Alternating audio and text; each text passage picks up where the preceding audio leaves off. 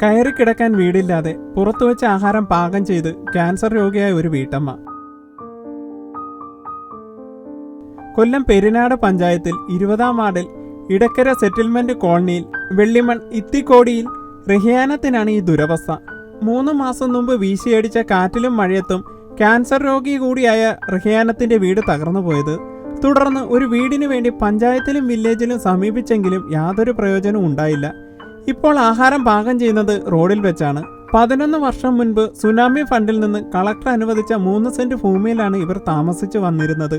ആ ഭൂമിയിൽ താൽക്കാലിക ഷെഡ് നിർമ്മിച്ച് താമസിച്ചു വരവെയാണ് പ്രകൃതി ഇവരോട് ഈ ക്രൂരത കാട്ടിയത്. അഷ്ടമുടി കായലിനോട് ചേർന്ന ഭാഗമായതിനാൽ വീടിന് അനുമതി നൽകാത്തതെന്നാണ് അധികൃതരുടെ ഭാഷ്യം.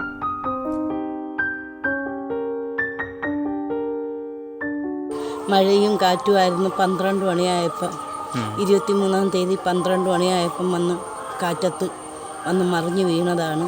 എടുത്ത് പഞ്ചായത്തിലെല്ലാം പരാതി കൊടുത്ത്, വില്ലേജ് ഓഫീസറിൽ പരാതി കൊടുത്ത്, കളക്ടറിന് പരാതി കൊടുത്ത്, എല്ലാവർക്കും കൊടുത്തിട്ട് ആരും വന്ന് തിരിഞ്ഞു നോക്കിയതുമില്ല, എടുത്തതുമില്ല, ഒന്നും ചെയ്തതുമില്ല.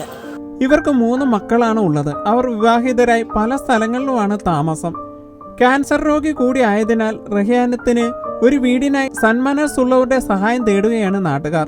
പെരിനാട് പഞ്ചായത്ത് 20-ാം വാർഡിലെ ഇത്തിക്കോടി വെള്ളമണി ഇത്തിക്കോടിയിലെ റഹിയാനത്തിൻ്റെ വീടിൻ്റെ സ്ഥിതിയാണിത്. 2 മാസം മുമ്പ് ഇത് വെള്ളപ്പൊക്കത്തിലാണ് ഇത് ഇടിഞ്ഞു വീഴുന്നത്. അവസ്ഥ അധികൃതർക്ക്, പഞ്ചായത്ത് അധികൃതർക്കും വില്ലേജിനും കളക്ടർക്കും ഒക്കെ നമ്മൾ നിരവധിയെ കയറി ഇറങ്ങി പരാതി കൊടുത്തെങ്കിൽ യാതൊരു നടപടി ഉണ്ടായത്. ഏകദേശം 3 മാസത്തോളമായി. അവരെ ദയനീയ അവസ്ഥയാണ് നമ്മൾ ഈ കാണുന്നത്.